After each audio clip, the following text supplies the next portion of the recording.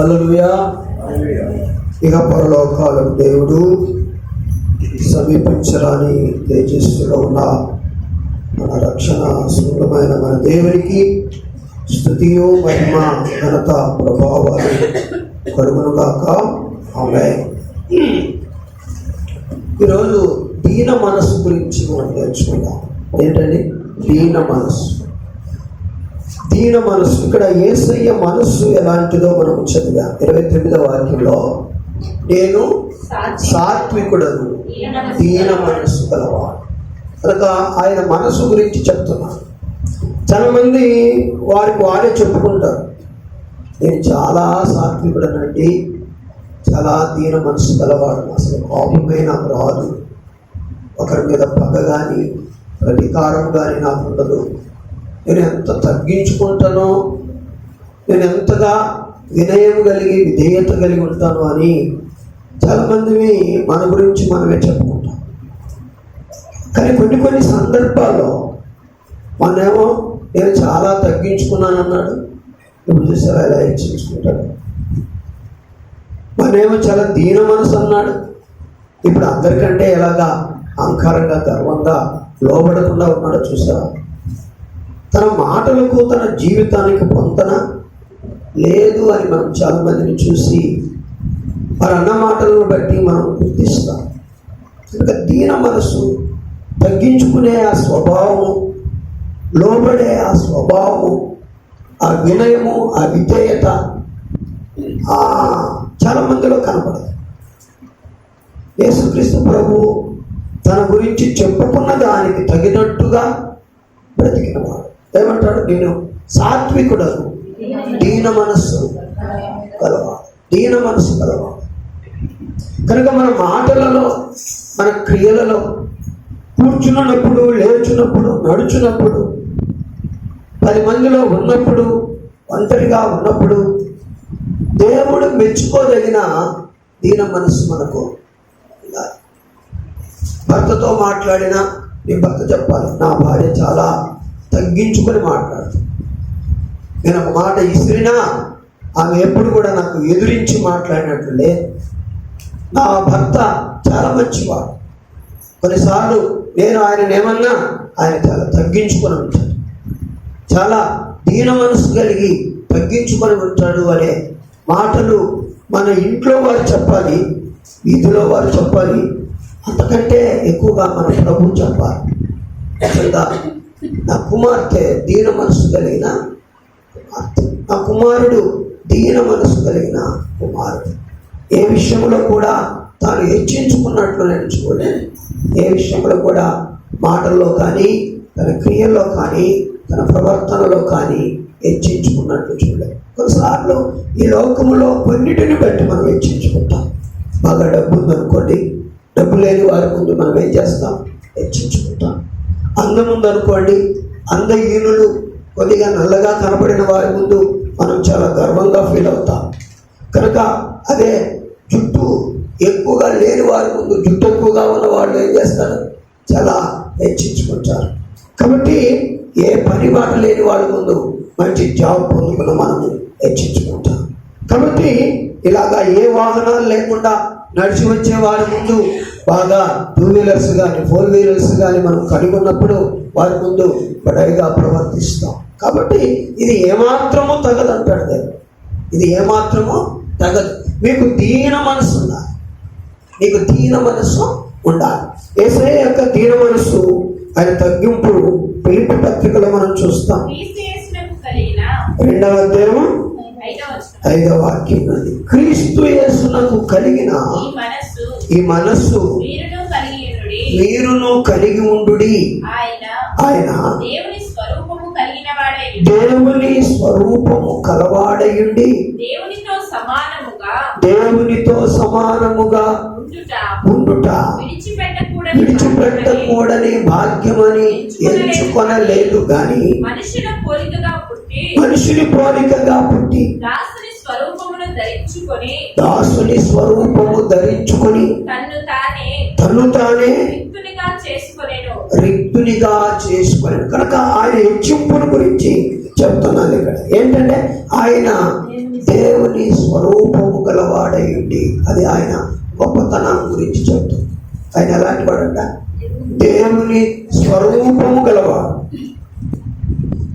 దేవుని స్వరూపము గలవాడు. యేసు ప్రభు దేవుని స్వరూపము గలవాడు, దేవుని స్వభావము కూడా కలవాడు.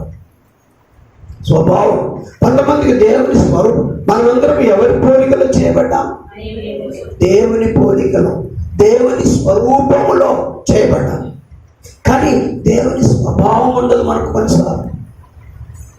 దేవుని స్వభావం ప్రేమించే స్వభావం, దేవుని స్వభావం తగ్గించుకునే స్వభావం, దేవుని స్వభావం ఇచ్చే స్వభావం, దేవుని స్వభావం సహాయం చేసే స్వభావం, దేవుని స్వభావం ఇతరులను మరి గాయపరచని స్వభావం.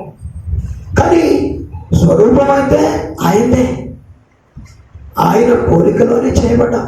కానీ ఆయన స్వభావాన్ని మనం కొన్నిసార్లు కలిగి ఉండకుండా ఎవరి స్వభావం కలిగి ఉంటాం? అపవాది స్వభావం కలిగి ఉంటాం. ఒకరిని కొట్టు, ఒకరిని తిట్టు, పగ కలిగి ఉండు, ప్రతీకారము చేయి, ఎందుకు నువ్వు లోబడాలి, ఎందుకు నువ్వు తగ్గించుకోవాలి, నీకేం తక్కువ, దేంట్లో తక్కువ, ఎక్కడ కూడా తల దించకు, తల ఎత్తుకొని బ్రతుకు అని ఇటువంటి హెచ్చింపు స్వభావాన్ని మనకు సాతానుడు ఇస్తాడు. కనుక ఆ స్వభావాన్ని కలిగి ఉంటాం చాలాసార్లు. కనుక దేవుడు యేసుక్రీస్తు ప్రభువు చెప్తున్నాడు ఆయన గురించి, ఆయన దేవుని స్వరూపము గలవాడు. దేవుని స్తోత్రం. దేవుని కొలస్సీ 1:15 కూడా చెబుతుంది, ఆయన ఎవరి స్వభావం? ఆయన అదృశ్య దేవుని స్వరూపి అయి సర్వ సృష్టికి ఆది సంభూతుడై ఎవరంట? ఆయన అదృశ్య దేవుని స్వరూపి అయ్యుండి సర్వ సృష్టికి, అంటే ప్రారంభములోనే ఆది సంభూతుడు, మనమున్న వచ్చిన వాడు కాదాయన, ఆది సంభూతుడై ఉన్నాడు. ప్రారంభము నుండి ఉన్న దేవుడు ఆది సంభూతుడు, ఆదిలో ఉన్నవాడు. తర్వాత మనం చదువుకున్న వాక్యంలో ఆయన దేవుని స్వరూపి అయ్యుండి దేవునితో కూడా సమానునిగా ఉండుట విడిచిపెట్టకూడని భాగ్యమని ఎంచుకొనలే. నేను నా స్వరూపాన్ని వదలను, నేను నా సింహాసనాన్ని వదలను, నేను నా మహిమను వదలను, నేను నా గొప్పతనాన్ని వదలను అని ఎప్పుడు కూడా నేను సర్వ సృష్టికర్తను, ప్రజలందరినీ నేను చేసిన వాడను, సకల సృష్టిని నేను కలుగజేసిన వాడను, నాకు ముందు ఏది లేదు, నాకు వెనక ఏది ఉండబోదు, నేను స్వయంభవుడను, నేను సర్వాంతర్యామిని, నేను మరణమును జయించగలిగిన దేవుడను. కనుక నా శక్తి, నా యొక్క బలము ఈ లోకంలో ఎవరికి లేదు. కనుక నేను హెచ్చించుకోలేను. ఆయన దేవుని స్వరూపము గలవాడయుడి దేవునితో కూడా సమానునిగా ఉండుట విడిచిపెట్టకూడని భాగ్యమని ఎంచుకొనలేదు. కానీ ఏం చేశాడు? మనిషిని పోలికగా పుట్టి దాసుని స్వరూపము ధరించుకొని తను తాను రిక్తునిగా చూసారా? స్వరూపం మారింది. ఎవరి స్వరూపం? మనుషుని పోలికగా పుట్టి, దేవుని పోలికగా, దేవుని స్వరూపి అయిన దేవుడు ఏం చేశాడట? మనుషుని పోలికగా పుట్టి దాసుని స్వరూపము ధరించుకున్నాడు. మనుషులుగా పుట్టిన ఎవరమైనా, మనం ఇక్కడ ఎవరమైనా ఇతరులకు దాసులుగా ఉండాలని అనుకుంటామా? ఎవరమనుకో. నాకు అందరు దాసులు కావాలనుకో, నేను అందరికీ పైవాడిగా ఉండాలని అనుకుంటా. ఎవరు కూడా మన కింద దాసులుగా ఉండాలని, మనము అధికారంలో ఉండాలని అనుకుంటాం. కానీ మనం ఎవరికి కూడా దాసులమై ఉండాలని అనుకుంటాం. కాబట్టి దేవుని బిడ్డలారా, యేసయ్య యూదులతో మాట్లాడుతూ, మీరు అపవాది సంబంధులు, మీ దేవుని మాట, మీ తండ్రి మాట మీరు వినట్లేదు, పాపం చేసే ప్రతివాడు పాపానికి దాసుడు అని యేసయ్య మాట్లాడినప్పుడు, మేము అబ్రహాము సంతానం కదా, మేము ఎవరికి ఎప్పుడూ దాసులమై లేదే అని యేసయ్య దగ్గర మాట్లాడారు. ఎవరికి ఎప్పుడు దాసులు కాలేదా? ఫిలిస్తీన్లకు ఎన్ని సంవత్సరాలు దాసులుగా ఉన్నారు? 40 సంవత్సరాలు. ఐగుప్తీయులకు ఎన్ని సంవత్సరాలు దాసులుగా ఉన్నారు? 400 సంవత్సరాలు. మిద్యానీయులకు ఎన్ని సంవత్సరాలు దాసులు ఉన్నారు? 7 ఏళ్ళు. ఇలాగ ఈ బతుకంతా దాస్యంలోనే బతికారు. కానీ యేసయ్య ముందు బిల్డప్లు ఇస్తున్నారు. మేము ఎప్పుడు ఎవరికి దాసులు లేదు, నువ్వు ఎలాగ దాసులు అయి ఉంటానని చెప్తున్నారు అంటున్నాడు. ఇప్పుడు యేసయ్య అన్నాడు, పాపం చేసే ప్రతివాడు పాపానికి దాసుడు. కాబట్టి అటువంటి మహాదేవుడు, సర్వశక్తిమంతుడు, మానవుని మనుషుని పోలికగా పుట్టి దాసుని స్వరూపము ధరించుకొని తను తాను రిక్తునిగా ఏమీ లేని వాడిగా చేసుకున్నాడు. ఏమీ లేనివాడు. ఏమీ లేని వారంటే చిన్న చూపు. లోకంలో ఏమీ లేని వారంటే చిన్న చూపు. మీరు దేనికైనా ఏమండి కొద్దిగా టీ పొడి ఇస్తారా అని వెళ్తే ఆ రోజు నుండి నీ మీద చిన్న చూపు చూస్తారు. మన దానికి గతి లేకపోతే టీ పొడి నా దగ్గర పట్టుకెళ్ళి, మనవాడికి పంచదార లేకపోతే నా దగ్గర పెద్ద పెద్ద మాటలు మాట్లాడతారు. ఇప్పుడు ఎవరికి తెలియదు వాళ్ళు బతుకు అని మనం ఏం చేస్తాం? గర్వపు మాటలు మాట్లాడతాం. అవును, మనకు కూడా ఆ స్థితికి రావచ్చు. ఒకసారి మనం కూడా ఇతరుల దగ్గర ఏదైనా అడగచ్చు. పరిస్థితులు ఎప్పుడు కూడా ఇలాగే ఉండవు. కానీ మనం ఎప్పుడు కూడా ఉన్నా లేకపోయినా ఎప్పుడు ఎలా ఉండాలి? దీన మనసు కలిగి ఉండాలి. ఎవరిని చిన్న చూడకూడదు. మనం తగ్గించుకునే మనసు, లోబడే మనసు, ఎంత ఉన్నా ఒదిగి ఉండే మనసు. ఈరోజు దీనత్వం గురించి మనం నేర్చుకుంటున్నాం. మనం ఎంతగా తగ్గించుకుంటే, ఎంత దీనులుగా ఉంటే దేవుడు మెచ్చుకోగలిగిన దీనత్వం, దేవుడు మెచ్చుకోగలిగిన తగ్గింపు మనకుంటే దేవుడు బిడ్డరా మనకేం లాభం? ఆ లాభాల గురించి ఈరోజు మనం ధ్యానం చేయబోతున్నాం. ఎందుకనగా కొన్నిసార్లు మనలను మనం హెచ్చించుకునటం ద్వారా మనకు వచ్చే దీవెనలను మనం ఏం చేస్తున్నాం? పోగొట్టుకుంటున్నాం. మనము తగ్గించుకునటం ద్వారా దేవుని ముందు అణిగి మణిగి వణుకుచు భయముతో భక్తితో ఉండటం ద్వారా ఆ దీన మనసు ద్వారా దేవుడు మనకిచ్చే లాభాలను మనం పొందుకోవచ్చు. ఈరోజు అందుకనే దేవుడు దీన మనస్సు కలిగి ఉండండి అని చెప్తూ ఆయన దీన మనస్సు గురించి మనకు చెప్తున్నాడు. నేను దేవుని స్వరూపము గలవాడని, దేవునితో కూడా ఉండుట విడిచిపెట్టకూడని భాగ్యం అని ఎంచుకోలేదు. కానీ మనిషిని పోలికగా పుట్టి దాసుని స్వరూపము ధరించుకొని నన్ను నేనే రిక్తునిగా చేసి మరియు ఆయన ఆకారమందు మనుషునిగా కనబడి ఏంటి మరణము పొందునంతగా, అనగా శిలువ మరణము పొందునంతగా విధేయత చూపిన వాడై దేవునికి స్తోత్రం. ఎంత బాధేస్తుందండి మనిషి. ఆ కరుణామయుడే, ఆ దయామయుడే, ఆ కృప కలిగిన దేవుడే, అన్నిటినీ శాసించువాడు, అన్నిటినీ ఏలువాడు, అన్నిటినీ కలుగజేసినవాడు, అన్నిటినీ ఇచ్చినవాడు, ఈరోజు ప్రపంచాన్ని స్వాధీనములో పెట్టుకొని పాలించుచున్న సర్వశక్తిమంతుడే అంత దీనుడై అంత తగ్గించుకొని శిలువ మరణము పొందినంతగా తను తాను తగ్గించుకొని ఆయన ఉన్నప్పుడు ఈరోజు దేవుని బిడ్డలు అని చెప్పుకుంటున్నా మీరు నేను ఏ పాటి వారు? దేవుని బిడ్డలు ఎంతటి వారు? దేన్ని బట్టి హెచ్చించుకుంటున్నా? దేన్ని బట్టి గర్వపడుతున్నా? ఏది ఎంతకాలం ఉంటుంది? అసలు మనం ఎంతకాలం ఉంటాం? కాబట్టి ఈరోజు నా దేవుడు అంటాడు, నా ప్రియ బిడ్డలారా మీరు దీనులై ఉండాలి. మీరు ఎలా ఉండాలి? ఎదుటివానికి కనబడే దీనత్వం మీలో చూపించాలి. నాకు కూడా మీలో దీనత్వాన్ని చూడగలిగేలాగా ప్రవర్తించాలి. ఎప్పుడు కానీ ఎవరితోనైనాను హెచ్చించుకునేటట్లుగా మాట్లాడద్దు, అహంకారంగా మాట్లాడద్దు. అందుకనే నేను దీనుడను, నేను దీన మనసు గలవాడను అర్థం.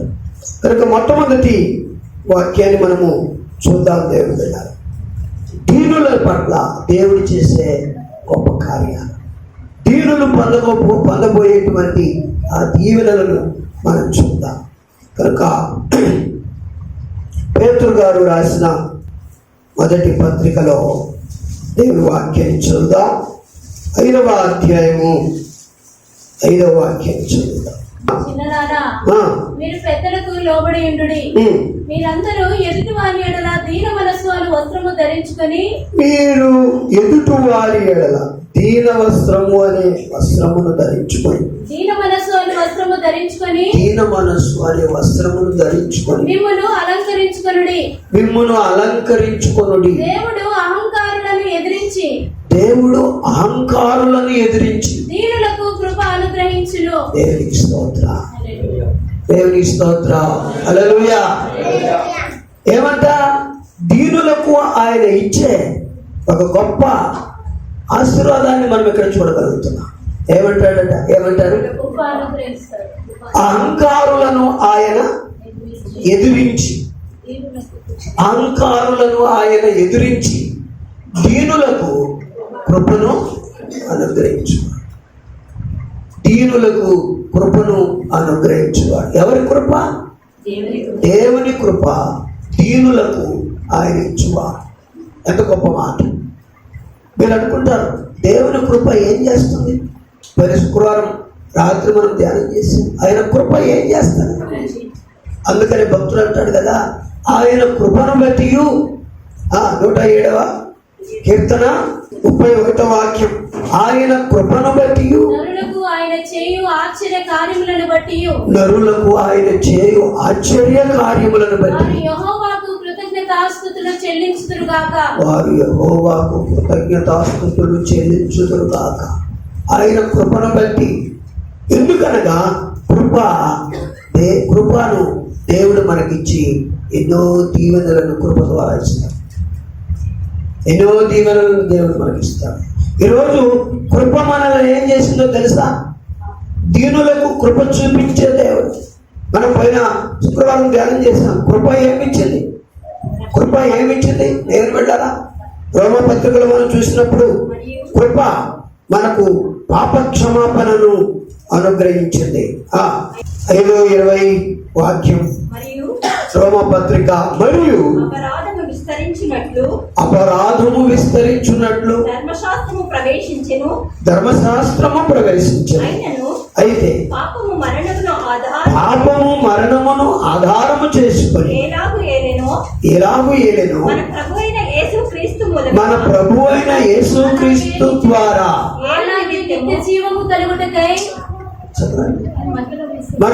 అయిన యేసుక్రీస్తు ద్వారా కృపను ఏలు నిమిత్తము ఆయన మనకేం చేశాడు? కృపను చూపించాడు. కనుక పాపం ఎక్కడ విస్తరించను అక్కడ కృప అపరిమితముగా విస్తరించను. పాపం ఎక్కడ విస్తరించిందో అక్కడ కృప అపరిమితముగా విస్తరించింది. పాపము ఎవరి ద్వారా విస్తరించింది? అపవాది ద్వారా. పాపం ఎవరి ద్వారా? అపవాది ద్వారా. ఎందుకు? నాశనము చేయడానికి, మనుషులు దేవుని నుండి దూరం చేయడానికి, దేవుని దీవెనలను, దేవుని ఆశీర్వాదాలను మనము పొందకుండా దరిద్రులము, శాపగ్రస్తులము, దేవునికి దూరస్తులము, నిత్య నరకానికి వారసులము, శాపానికి, మరణానికి గురి కావలసినటువంటి వారంగా చేయాలని దేవుని పిల్లరా ఏం చేస్తున్నాడు? అపవాది పాపాన్ని ఎక్కడంటే అక్కడ విస్తారంగా ఏం చేశాడు? విస్తరింపజేశాడు. మీరు టీవీ ఆన్ చేసిన పాపమే, మీరు మొబైల్ ఆన్ చేసిన పాపమే, లోకంలో ఎక్కడ తిరిగినా పాపమే. ప్రతి నోట పాపపు మాటలు, ప్రతి చూపు పాపపు చూపులు, ప్రతి జీవితం, కొంతమంది అసలు వేషధారణంతా పాపమే. కనుక ఈ రీతిగా ఎక్కడ చూసినా పాపము విస్తరించిపోయింది. పాపము వలన నిత్య నాశనాన్ని, మరణాన్ని మనం తెచ్చుకుంటున్నాం. అందుకైతే దేవుడు తన పిల్లలైన మన ఎడల తన కరుణా వాత్సల్యాలను చూపించి పాపము ఎవరిలో విస్తరించిందో, ఎక్కడ విస్తరించిందో పాపాన్ని అధిగమించున్నంతగా కృపను ఏం చేశాడు? విస్తరింపజేశాడు. దేవునికి స్తోత్రం. ఒకవేళ కృపే లేకపోతే నీ పాపంలోనే నువ్వు నిలిచి ఉండాలి. నీవు నిత్య నరకానికి వెళ్ళాలి, శాపగ్రస్తుడవు కావాలి. దేవుడిచ్చే ఏ ఆశీర్వాదానికి నోచుకోలేవు. దేవునికి దూరస్తుడవై ఉండాలి. పరజనుడిగాను బ్రతకాలి. వాగ్దానాలు నిబంధనలు లేని బిడ్డగా, దేవుని సొత్తుగా ఉండని బిడ్డగా నువ్వు బ్రతకాలి. యేసుక్రీస్తు ప్రభు వారు ఆ కృపను ఇచ్చినందువలన, ఆ కృపను విస్తరింప చేయటం వలన నీకు నాకు పాప క్షమాపణ కలిగింది. దేవునికి స్తోత్రం. ఈరోజు ఏం అవసరం లేదు. మనం పాపము నుండి మనకు విడిపించే ఆయన కృప ఉంటే చాలు, మొత్తము మనదే. దేవునికి స్తోత్రం. అందుకనే దేవుడు తన కృప చేత ఏమిచ్చాడట? పాప క్షమాపణ. ఆయన గర్విష్ఠులను, అహంకారులను అనగదొక్కి దీనులకు కృప చూపుతాడు. కృప ఏం చేస్తుందంటే పాపముల నుండి మనల్ని విడిపిస్తుంది. దేవునికి స్తోత్రం. పాపముల నుండి మనల్ని రక్షిస్తుంది. ఏ పాపము నిన్ను శాపగ్రస్తునిగా చేసింది, ఏ పాపము నిన్ను నిత్య మరణానికి గురి చేసిందో, ఏ పాపము దేవుని నుండి నిన్ను సపరేట్గా చేసిందో. 59 యెషయా గ్రంథం 1వ వాక్యం, యెషయా 59:1. రక్షింపనేరక యుండునట్లు యెహోవా హస్తము పొరచకాలేదు, విననేరక యుండునట్లు ఆయన చెవులు మందము కాలేదు. మీ దోషము మీకును మీ దేవునికి అడ్డముగా వచ్చెను. మీ పాపములు ఆయన ముఖమును మీకు మరుగుపరిచెను గనుక ఆయన ఆలకించడు. ఈరోజు పాపం ఏం చేస్తుంది? అపవాది కలుగజేసిన పాపము పేస్ట్గా ఉంటుంది. అందుకని దానికి అలవాటైన వాడు ఎవడు బయటకు రాడు. ఒక త్రాగుడికి అలవాటైన వాడు తొందరగా బయటకు రాలేదు. ఒక పాపానికి అలవాటైన వాడు తొందరగా బయటకు రాలేదు. ఏంటంటే ఒక బోను ఉన్నట్టు. ఎలుకలకు మనం బోనేస్తాం, కొన్ని వలలు వేస్తాం. ఎందుకంటే ఏంటి? దానికి తెలియదు. దానికి ఇష్టమైన వస్తువు బోన్లో పెట్టి బోను వేస్తాం. ఎందుకు? మన ఉద్దేశం ఏంటి? దాన్ని చిక్కించుకోవాలి, దాన్ని పట్టుకోవాలి, దాన్ని ఇరికించాలి. దానికి తెలియకపోవాలి. ఆశపడి వచ్చి అది ఇరుక్కుపోదు. ఇక తప్పించుకోలేనంతగా అది ఇరుక్కుపోదు. ఈరోజు సాతాను కూడా చేసేది అదే. నేను పాపములోనికి, పాపపు టేస్ట్కు గురి చేసి నేనేం చేస్తున్నాడు? బోనులో ఇరికించేస్తున్నాడు. పాపపు వల వేసి నీ మీద పాపపు వల వేసి పాపములో నీవు తప్పించుకోకున్నట్లు వాడు ఏం చేస్తున్నాడు? ఇరికిస్తున్నాడు. ఇరికించి ఏం చేస్తున్నాడు తెలుసా? ఎఫెసు పత్రిక 2:1 నుండి మనం చదివితే, మీ అపరాధముల చేతను పాపముల చేతను మీరు చచ్చిన వారై ఉండగా ఆయన మిమ్మును క్రీస్తుతో కూడా బ్రతికించాడు. పాపం ఏం చేసింది? మనలను చంపింది. దేవునికి పనికి రాకుండా, దేవునికి దూరస్తులుగా, దేవుని సమీపించకుండా, దేవుడు కనబడకుండా, దేవుని దీవెనలను పొందకుండా పాపము మనల్ని చేసింది, చంపేసింది.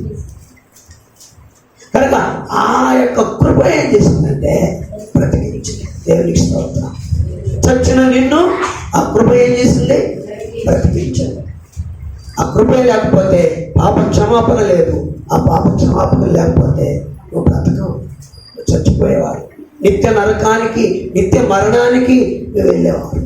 ఈ రోజున దేవుని బిడ్డ అందుకనే అహంకారులను ఆయన అణగదొక్కి దీనులకు ఆయన కృప చూపిస్తాడు.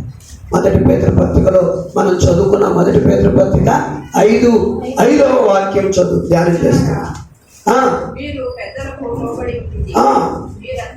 మీరందరూ ఎదుటివాని ఎడల దీన మనస్సు అను. ఎలాగా? ఇప్పుడు నేను మీ ముందు ఎలా ఉండాలి? దీన వస్త్రము కట్టుకున్న వ్యక్తిగా ఉండాలి. మీరు నా ముందు ఎలా ఉండాలి? దీన మనస్సు అనే వస్త్రము నా ఎడల దీన మనస్సు కలిగి ఉండండి అన్నాడా? ఎదుటి వారి ఎడల. ఎవరి ఎడల? మీ సహోదరుల ముందు, మీ సహోదరుల ముందు, మీకు ఎదురయ్యే వారి ముందు మీరు ఎలాగుండాలి? దీన మనస్సు అను వస్త్రము కట్టుకున్న వారి వలె మీరు తగ్గించుకొని దీన మనస్సు అను వస్త్రమును ధరించుకొని మిమ్మును మీరు అలంకరించుకోండి. ఎందుకు అలాగే చెప్తున్నాడంటే, ఎందుకంటే అహంకారులను దేవుడు ఎదిరించి దీనులకు కృపానుగ్రహించును. దేవునికి స్తోత్రం. ఆ కృప ఏం చేస్తుంది? పాపముల నుండి మనల్ని ఏం చేస్తుంది? విడిపిస్తుంది, రక్షిస్తుంది. పాప విమోచన, శాప విమోచన, మరణం మీద జయము మనకు కృప అనుగ్రహించింది. మన గొప్పతనం కాదు, మన మంచితనం కాదు, కృప. ఎఫెసీ పత్రిక 2:8 మనం చూస్తే కృప ఏం చేసింది? మీరు విశ్వాసము ద్వారా కృప చేతనే రక్షించబడి ఉన్నారు. ఇది మీ వలన కలిగినది కాదు, దేవుని వరమే. ఇది క్రియల ద్వారా కలిగినది కాదు కనుక ఎవడును అతిశయపడ, ఎవడు కూడా గర్వపడకూడదు. నా సొంత క్రియల చేత, నా సొంత గొప్పతనం చేత, నా నీతి చేత, నా యథార్థత చేత నేనేం చేశాను? రక్షణను సంపాదించుకున్నానని ఎవరు కూడా అతిశయపడకుండా ప్రభువే తన కృప చేత మనకేమిచ్చాడు? రక్షణ ఇచ్చాడు. ఈరోజు ఆ పాప క్షమాపణతో సమమైంది ఏది? ఆ రక్షణతో సమమైంది ఏముంది లోకంలో? నువ్వు ఏమి పాప క్షమాపణ పొందలేవు, నీవు ఏ రక్షణ అయితే పొందలేవో, పాపాన్ని ఎదిరించి పాపం వలన వచ్చిన జీతము మరణాన్ని, శాపాన్ని, నరకాన్ని నువ్వు ఎలాగా పోగొట్టుకోలేవు. దానిని కృప తీసివేసి నీకు పాప క్షమాపణనిచ్చి, నీకు రక్షణనిచ్చి నేనేం చేసింది? ఆ కృప బ్రతికించి దేవునికి స్తోత్రం. అందుకనే దీనత్వము కలిగి, దీన మనస్సు కలిగి, దీనమైన మాటలు కలిగి, ప్రవర్తన కలిగి ఎవరైతే బ్రతుకుతారో అటువంటి వారికి ఏమిస్తాడంట? దేవుడు కృపనిస్తాం. ఇంకొక వాక్యాన్ని మనం కృపను బట్టి చదువుకుందాం. దేవుని బిడ్డ 2వ కొరింథీ పత్రిక 9వ అధ్యాయము 8వ వాక్యం. 2వ కొరింథీ 8:8. మరియు అన్నిటి యందు ఎల్లప్పుడూ మీలో మీరు సర్వ సమృద్ధి గలవారై ఉత్తమమైన ప్రతి కార్యము చేయుటకు దేవుడు మీ ఎడల సమస్త విధములైన కృపను విస్తరింపచేయగలడు. చప్పట్లు కొడదాం. హల్లెలూయా, స్తోత్రం. సమస్త విధములైన కృపను దేవుడు మనకు ఎందుకు ఇస్తున్నారు? ఏం చెప్పాలి సమాధానం? సమస్త విధములైన కృపను దేవుడు మనకు ఎందుకు ఇస్తున్నారు? మనము అన్నిటి యందు సమృద్ధి గలవారమై ఉండాలని. ఎన్నిటి యందు? అన్నిటి యందు. మనం వ్యాపారం చేసినా, వ్యవసాయం చేసినా, తోటలు వేసినా, కూలి పని చేసినా, ఇంకేదైనా మన జీవన సాధనము కొరకు మరి దేనిని చేసినా మనము అన్నిటి యందు ఏమై ఉండాలట? లాస్ రావాలా కాదు, సమృద్ధి కలిగి ఫలించి అభివృద్ధి చెంది మనము సంపాదించుకోగలుగునట్లు కృపను దేవుడు మనకిచ్చాడు. దేవునికి స్తోత్రం. ఈరోజు కృప లేనిది నువ్వు సంపాదించుకోలేవు, కృప లేనిది నువ్వు అభివృద్ధి కాలేవు. తోటను నాటగలడం అంతే నీ పని, కానీ దాన్ని ఫలింపజేసే పని దేవుని పని. ఈరోజు విత్తుకొనుట నీ పని, దాన్ని అభివృద్ధి చేయటం దేవుని పని. ఈరోజు చదవటము, కాలేజీలోనికి వెళ్ళటము నీ పని, కానీ క్లాసు తర్వాత క్లాస్ నీ యొక్క స్టడీలో నీకు సహాయం చేసేది దేవుని పని. ఈరోజు దేవుని బిడ్డలారా, నువ్వు ఏది చేయ తలపెట్టినా దేవుని బిడ్డలారా, దేవుని కృప లేకుండా మనం అభివృద్ధి కాలేము, మనం వర్ధిల్లలేము. అందుకనే పౌలు గారు చెబుతున్నారు, మీరేంటా చదవని వరుస ప్రారంభండి. మరియు అన్నిటి యందు, ఇన్ ఆల్వేస్, ఇక అన్ని విధాలుగా, అన్ని పరిస్థితులలో నువ్వేమైనా చెయ్యి, అంటే నువ్వు ఏమైనా చేయంటే వాక్యానికి విరోధంగా ఏదంటే అది చేయడక.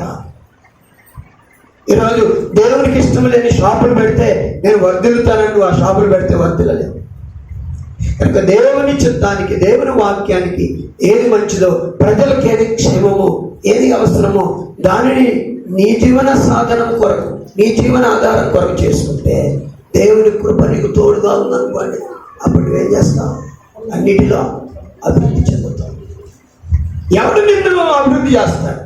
అన్నా నన్ను ఒక చెయ్యేస్తే నేను పైకి పోతానన్నా, నేను పైకి పంపించాలని చూస్తాడు. కానీ ఈరోజు ఒక బిజినెస్ మ్యాన్ ముందు మరొక బిజినెస్ మ్యాన్ ఎక్కువగా విస్తరిస్తుంటే వాడిని ఎలాగైనా అనగదొక్కాలని చూస్తాడు.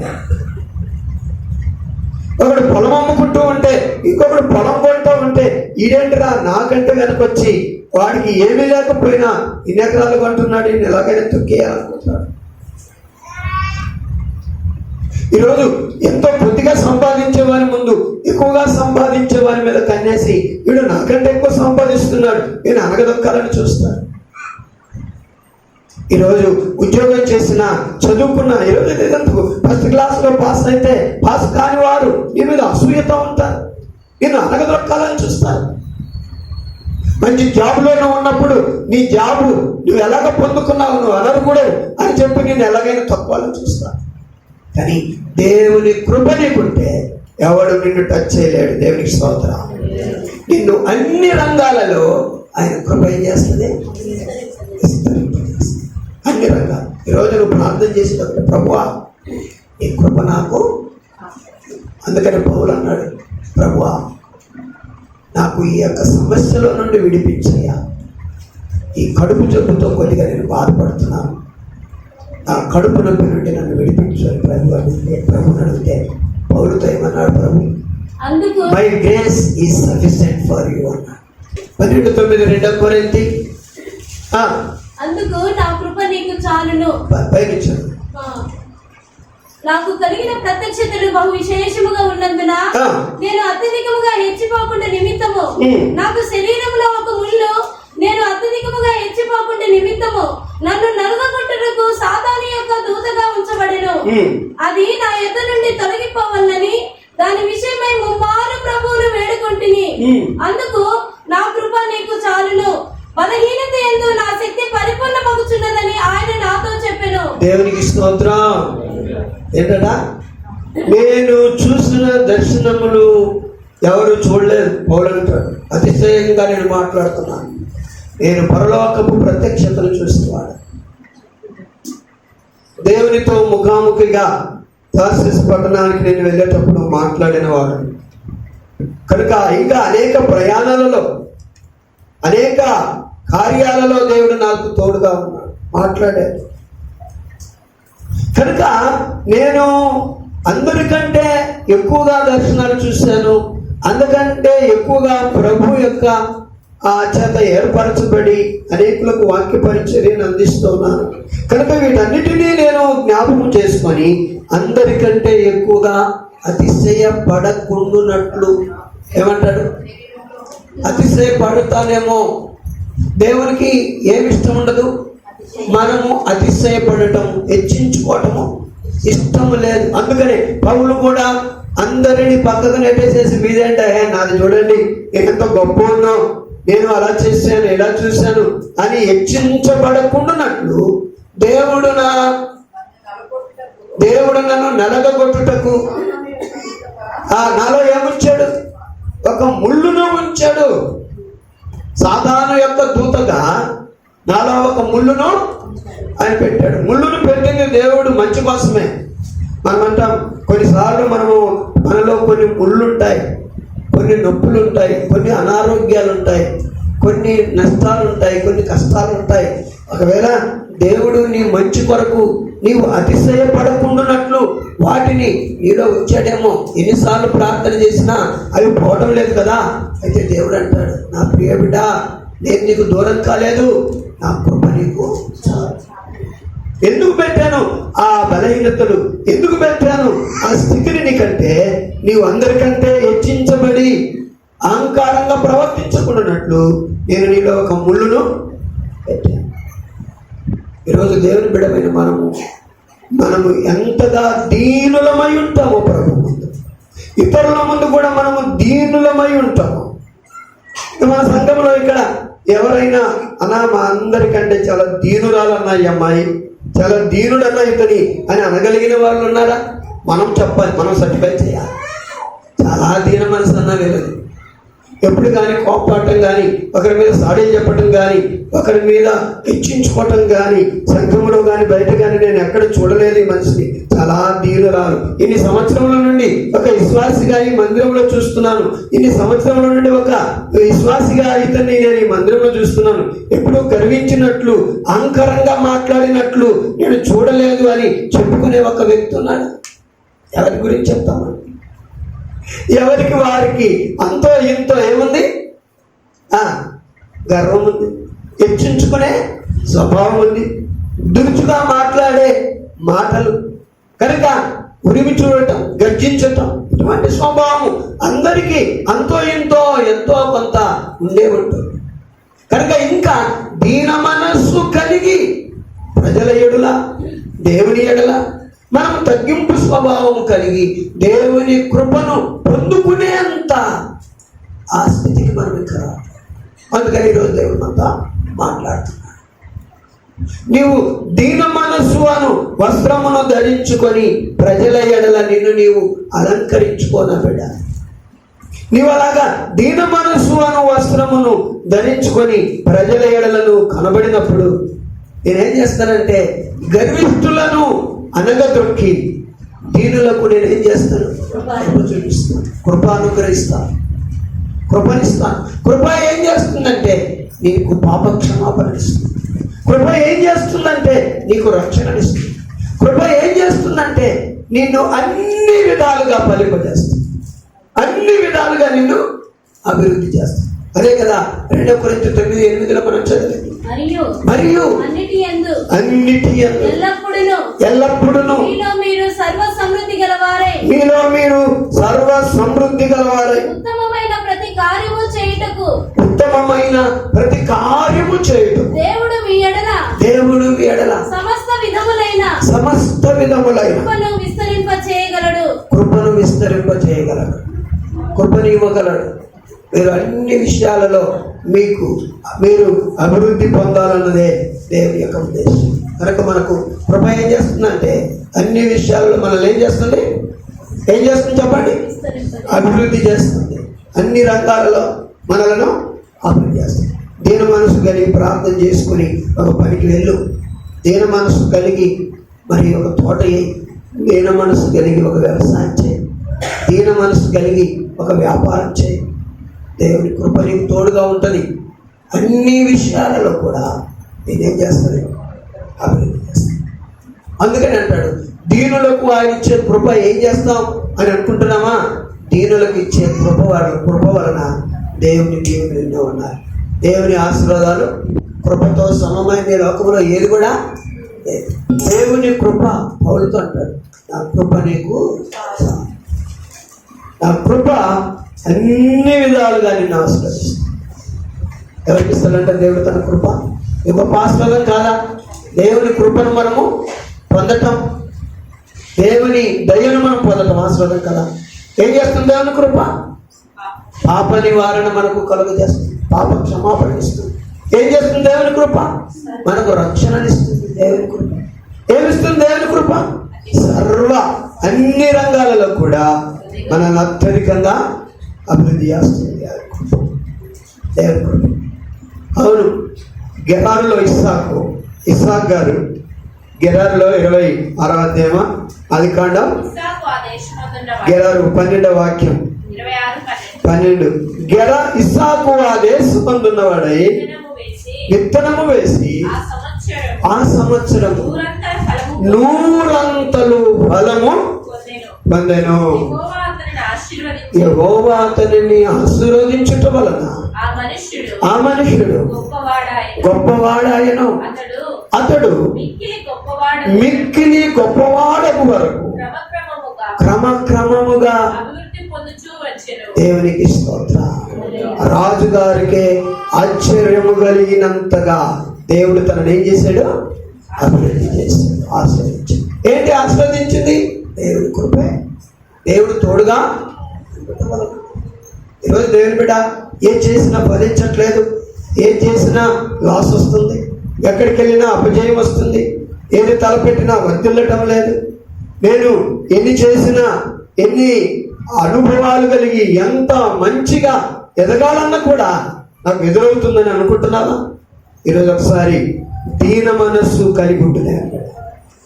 తగ్గించుకొని బ్రతికించు, తగ్గించుకొని బ్రతికి దీన మనస్సు నీవు కలిగి దేవుని కృపను సంపాదించుకున్నట్లయితే ఆ కృప నిన్ను అన్నవారి ముందు నిన్ను ఎలాగా అభివృద్ధి చేస్తుందో, ఎలాగ విస్తరింపజేస్తుందో, ఎలాగ దీవిస్తుందో నీవే కన్నులారా చూస్తావు.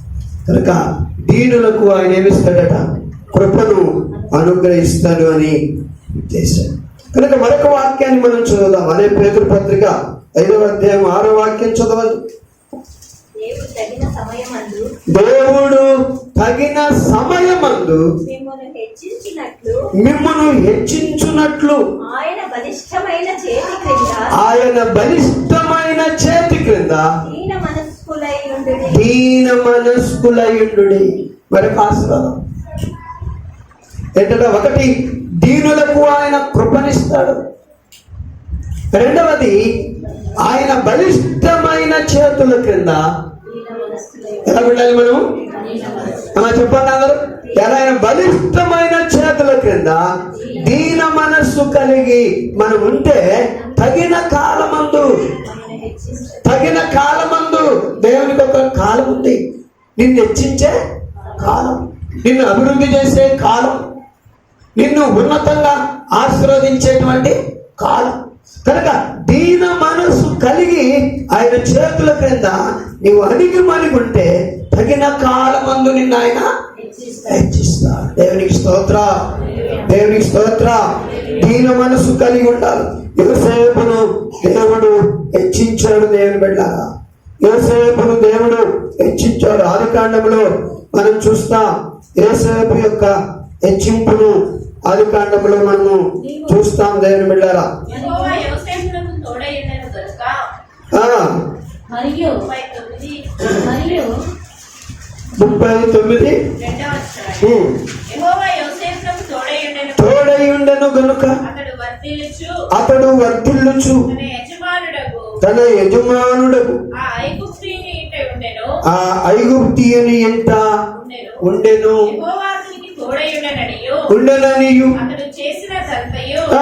అతని చేతిలో యెహోవా సఫలము చేసిననియు ఆయన అతని యజమానుడు చూచినప్పుడు యోసేపు మీద అతనికి కటాక్షము కలిగెను. కాబట్టి కటాక్షము కలిగిన తర్వాత 41వ అధ్యాయంలో మరియు ఫరో చూడుము ఐగుప్తు దేశమంతటి మీద నిన్ను నియమించి ఉన్నానని యోసేపుతో చెప్పెను. 41 చదువుతున్నాం. యోసేపుతో చెప్పెను. మరియు ఫరో తన చేతిలో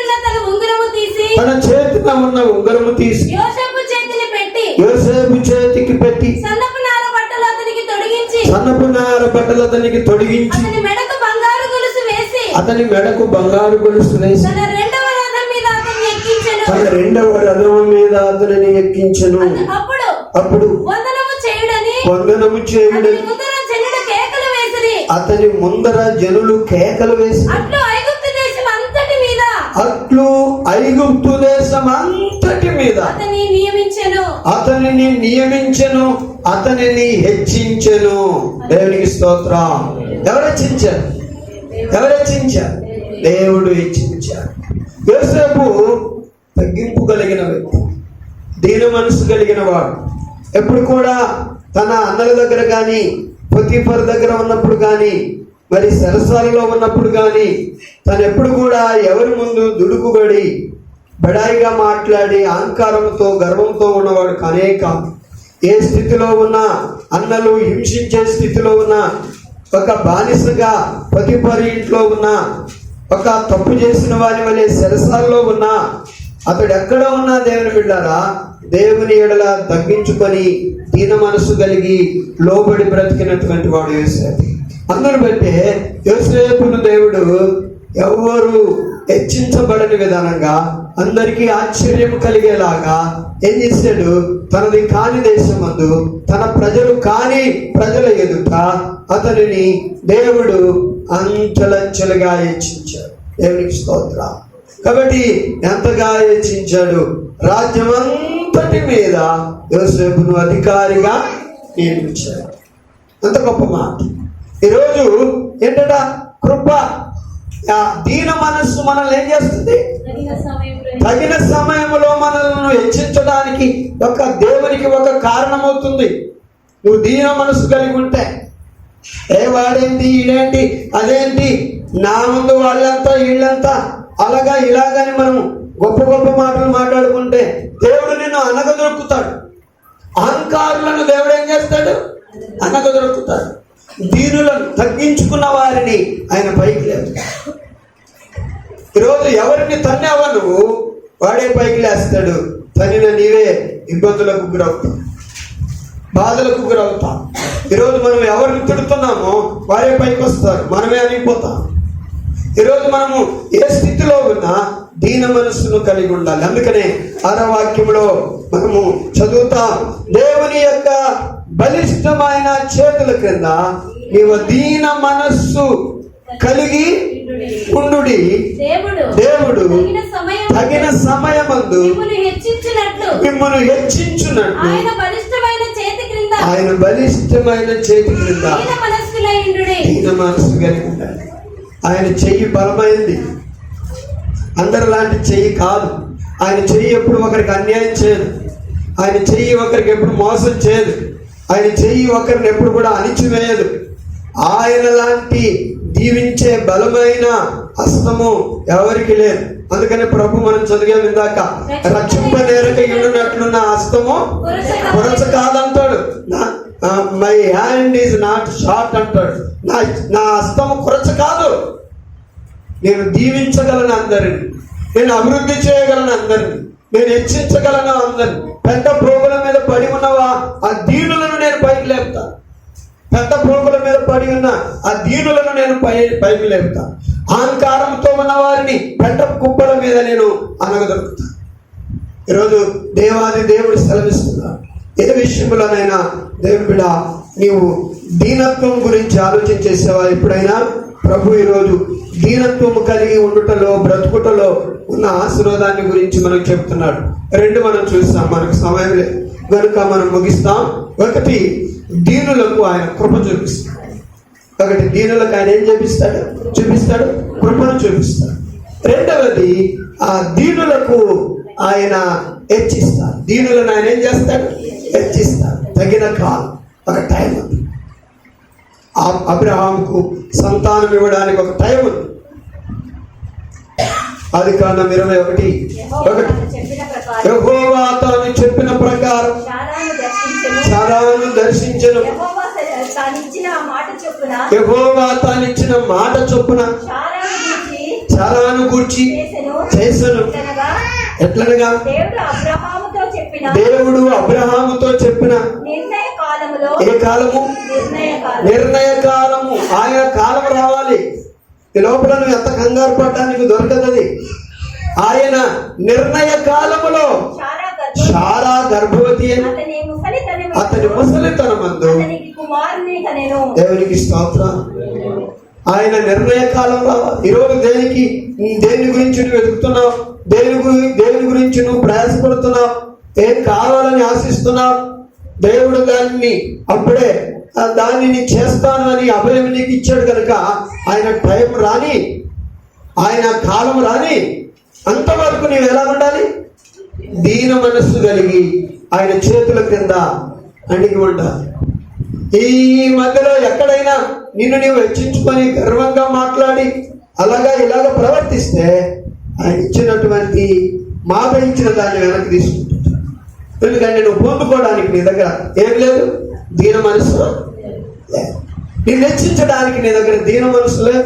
నువ్వు గర్వపడ్డావు, అందుకని ఆయన నీకు ఇవ్వట్లేదు. కాబట్టి దీన మనసు ఆయన పాదాల దగ్గర మోకరించి ఆయన రెక్కల క్రింద మనం ఉండి వాక్యం చదువుకుంటూ, ప్రార్థన చేసుకుంటూ, దేవుని మందిరానికి వస్తూ, ఆరాధన చేస్తూ, దేవుని పనులు చేస్తూ, దీన మనసు కలిగి తగ్గించుకొని ప్రభు కొరకు కనిపెట్టుకుంటే ఆయన ఒక రోజు నిన్ను హెచ్చిస్తాడు దేవుని బిడ్డ.